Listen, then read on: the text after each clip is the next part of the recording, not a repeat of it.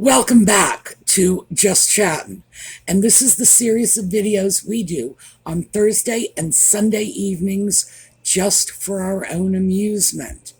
So, some of you may have noticed that it's a little darker here than usual, and that is because I am filming this at 5 a.m.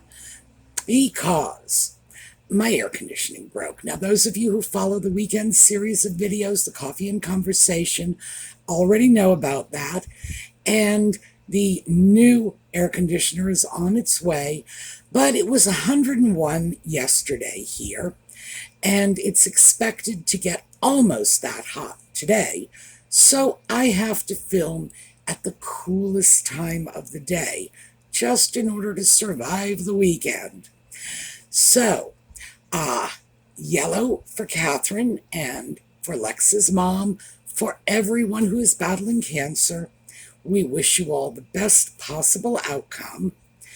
And Audie, for the Audie fans, is around here somewhere. I don't know where he is. The heat is really getting on his nerves, and he's been hiding under things for the past week or so, under the kitchen table, under the bed. Yesterday, he spent most of the day sleeping on the hamper in my bedroom because it's wood, so it's not hot. And he's been just sort of looking for cool places to settle in. Poor baby. He may be out, he may not, it's hard to say. This is probably going to be a shorter video than usual. Again, my apologies, but I am coping with an unusual set of circumstances here. So I have a lot of disjointed topics to get into, and when we come back, we'll get right into them.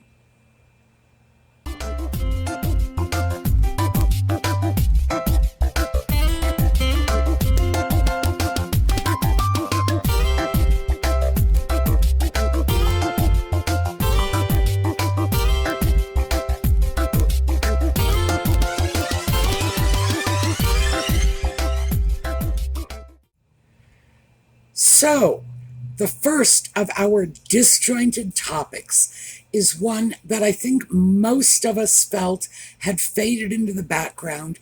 It's a subject that gets raised in the comment sections of my videos quite frequently, so I know that it hasn't been forgotten out there. It's just not something that's been hitting the front pages. And it's resurfaced again. Thomas Markle is turning 80, and he is once again coming out and publicly saying that he wants to reconcile with his daughter and meet his grandchildren before he dies. Well, the simple truth is the man is 80 years old, and he has serious health issues, and as well as the serious physical health issues, he has a level of stress in his life, and has had for the last 5 or 6 years, that I think most of us would find almost inconceivable. So he wants peace before he goes to his grave. Now, the article that I am referring to, having recently come out, is in the Express, and the Express very kindly recorded the article. And I do love it when newspapers put recorded versions of their articles out on the internet. Makes my life very easy. But it's a short article, and I thought we'd give it a quick listen. Meghan's dad reveals one heartbreaking question couple will face. Meghan Markle's dad has revealed one heartbreaking question that the couple will face. Thomas Markle is turning 80 next month, and with that milestone in mind he is troubled. The Duchess of Sussex's dad and grandfather to Prince Archie and Princess Lilibet, who it's believed he has never met, said that there will be one burning question that royal couple Prince Harry and his daughter will face. Mr. Markle said, "They are getting to the age where they will start asking questions, as all kids do. At some stage it's inevitable that they will ask their parents why they have cut them off from both sides of the family. They have two grandpas who want to see them, one of whom is the King of England. I never in my 80 years thought I'd be in the same boat as the King, reports Mail Online. The granddad also says that there is a unique bond between cousins that the young royals are missing out on, as they don't see Prince William, or Princess Kate's children Prince George, Princess Charlotte, or Prince Louis. He added that the decisions that daughter Meghan and Harry have made will affect their kids for the rest of their lives. So I found this article when I came across a sort of regurgitated version from the Hindustan Times, which is one of my favorite sources, believe it or not, because they come up with articles that are of general interest, but have been reported on by the major news agencies, like AP. And in the Hindustan Times article, Thomas Markle was referred to as Nutmeg's, quote, biological father, unquote. And I am perfectly willing to concede that this may have been an honest mistake, given the fact that the Hindustan Times is run and operated by people who probably do not speak English as a native language, and certainly do not understand the layers of meaning, both official and unofficial, that we ascribe to certain words and phrases. And biological father is a term that is reserved for fathers who are not part of the child's life. Biological fathers are the fathers of children who are subsequently adopted by others, raised by others. There's a boatload of implications in that term that certainly do not apply to Thomas Markle. And this is not just information we have from people who have done biographies on Nutmeg. This is information we have from Nutmeg herself, who, prior to her desire to distance herself from her biological family, had described Thomas as a fabulous father. And from everything we have available to us, that is probably very, very accurate. The man was a good father. He raised her by himself because Doria was not part of the picture. Isn't it interesting that Doria gets to walk off, do her own thing, leave Nutmeg to be raised by Thomas, and then comes in, scoops up all the goodies, and Thomas is just kicked to the curb. It's a galling situation to watch from the outside, so imagine how awful it must be from the inside. So, yeah, Thomas is still looking to reconnect with his daughter. I feel nothing but pity for this man, who is very publicly professing his undying love for his baby girl, who will not even give him the time of day. And what this means for me, the way in which I personalize this, is people ask all the time. Usually it's rhetorical, and it's not just of me. It's of anyone who is active in the Megxit community. It's like, why do you hate Nutmeg and the sock puppet so much? And the truth is that most of us, I can certainly speak for myself, absolutely do not hate them. We don't even know them. But we are appalled and disgusted by their behavior, and one particular facet of that behavior is the one that usually comes to our minds first and foremost. Why? Because we've put the research in. And that is the way they have treated their families, both their families. Because we are not talking about families that have been abusive or denied them the pony or whatever foolish excuse they might have. These are families that have been loving and supportive supportive and actively involved in both their lives. It's the royal family and it's the Markle Ragland family. Because remember, when Nutmeg cut the Markles out, she did not just cut the Caucasian side of the family out. Yeah, the Raglands were kicked to the curb too. And Doria is the only one with whom she has any relationship. And that is so telling that these are people who can have such a transactional relationship with the very people who have given them unconditional love and support. Yeah. So it's back in the news. Do I think Thomas is likely to see the children? No, I don't. So Thomas, if you're out there, I'm really sorry for you.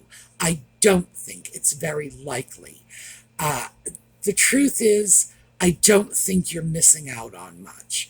I think that your emotional attachment to your daughter has led you to believe she is something she is not. And the rest of the world is waking up to that. And I hope that there will be some comfort in this, because Lord knows there is not going to be a scrap of comfort coming his way from Nutmeg or her sock puppet. And for those of us who believe there is a higher power, we do believe there will be a reckoning for that. Maybe not in this lifetime, but there will be a reckoning. All right, let's take a look at the next one. So we have new rumors about American Riviera Orchard, because, how can we not? There are no products, so all we're getting is rumors.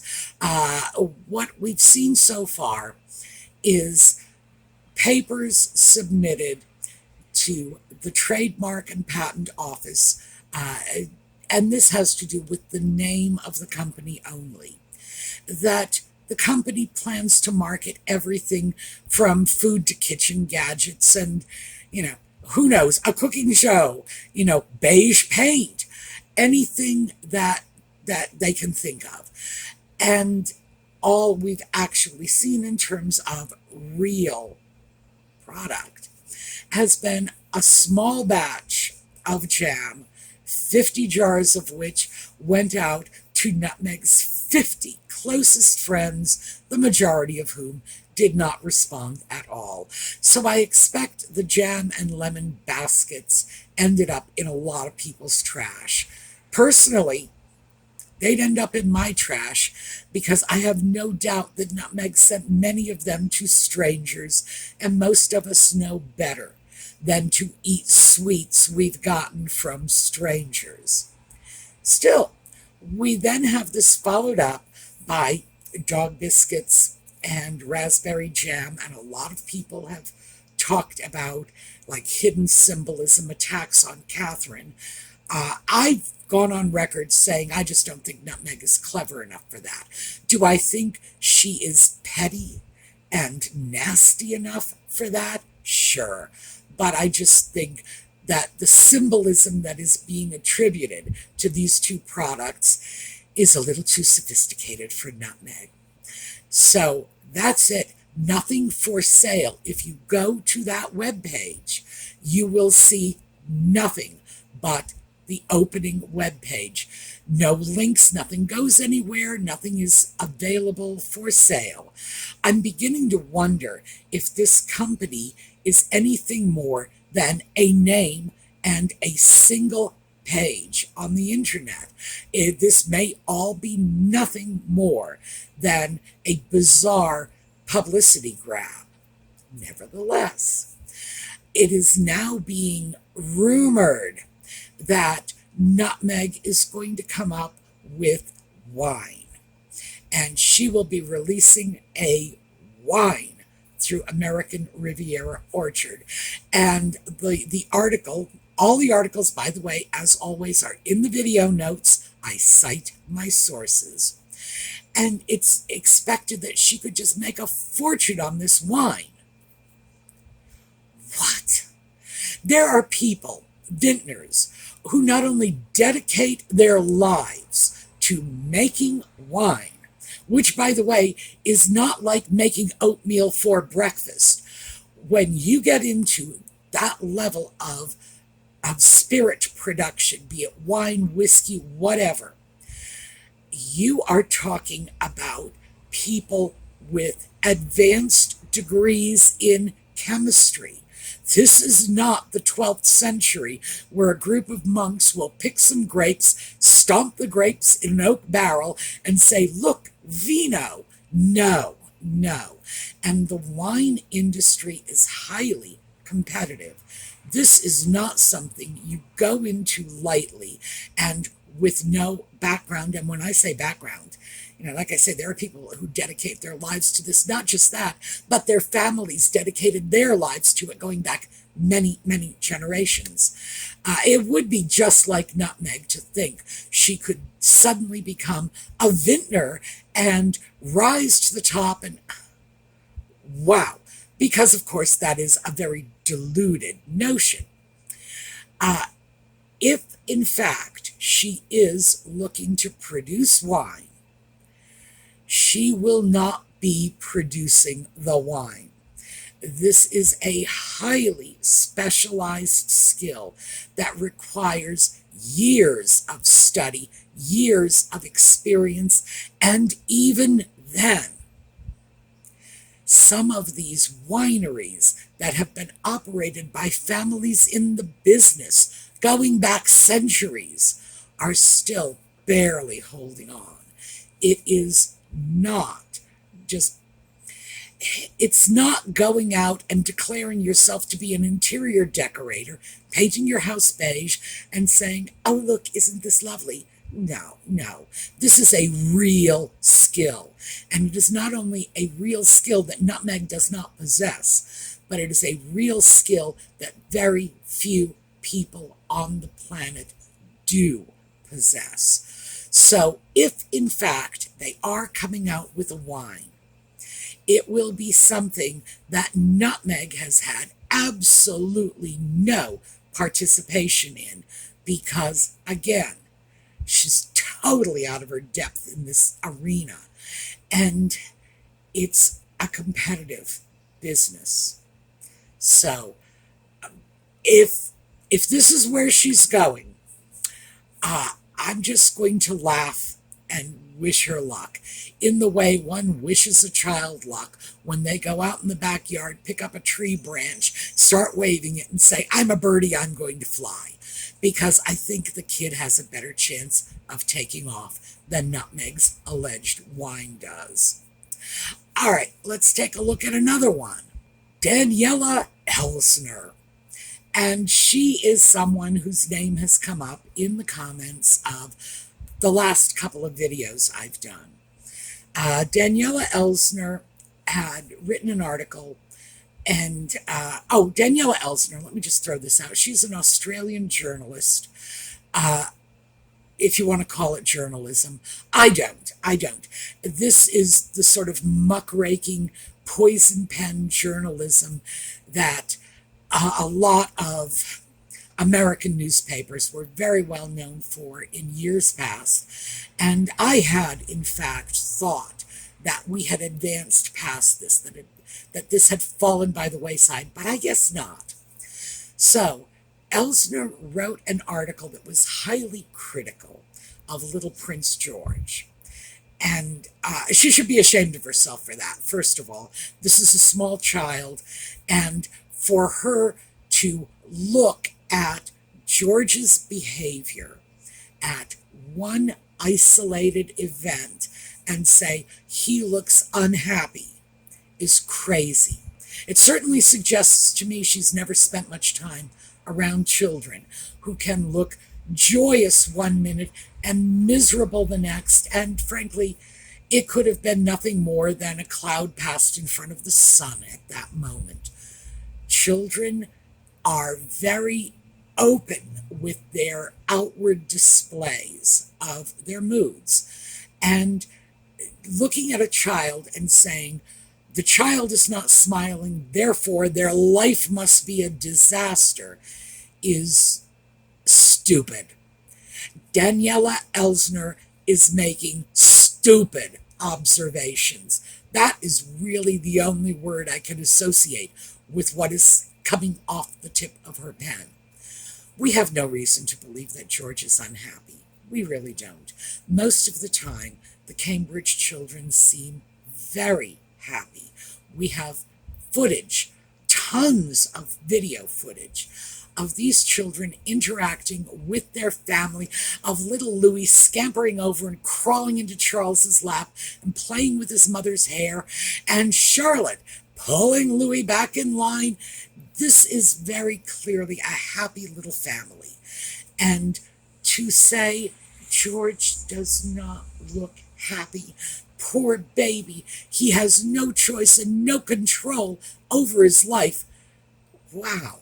I mean, it's like that is a leap of cosmic proportions, especially since the only evidence of this is the fact that a child did not have a frozen smile plastered on his face for an entire afternoon. By the way, I understand it was very, very rainy that day. Come on.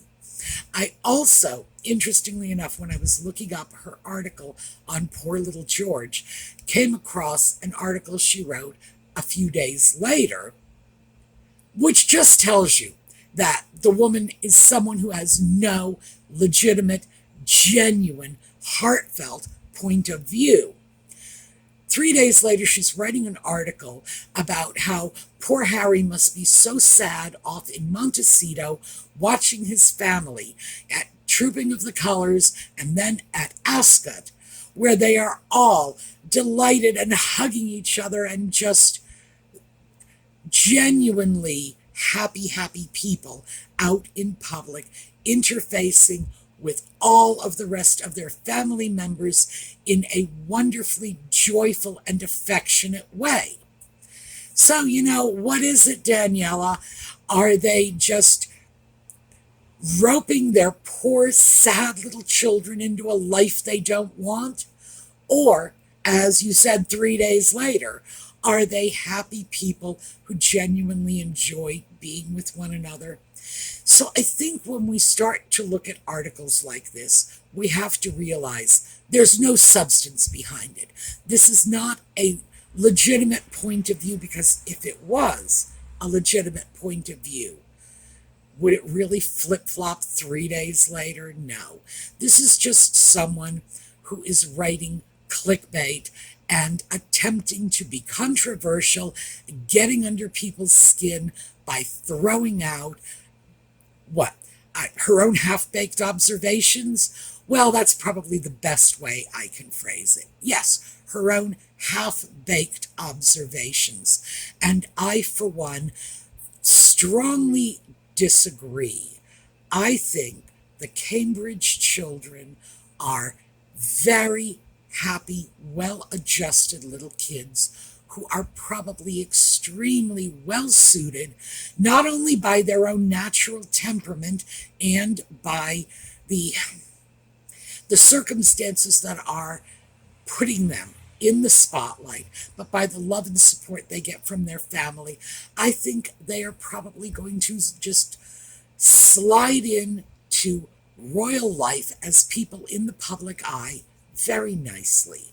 And I have to say, I don't think the sock puppet or Nutmeg are losing any sleep over the fact that the rest of their family are happy and well involved in one another's lives. No. Why? Because those two in Montecito, they can't see beyond their own noses. The fact is, they don't care about anybody or anything but themselves. We see this all the time. It goes back to my opening statements about Thomas Markle. No, they wreak havoc on everything they touch, and they could care less. Do they take joy out of their family being happy without them? No. Are they miserable that their family is without them?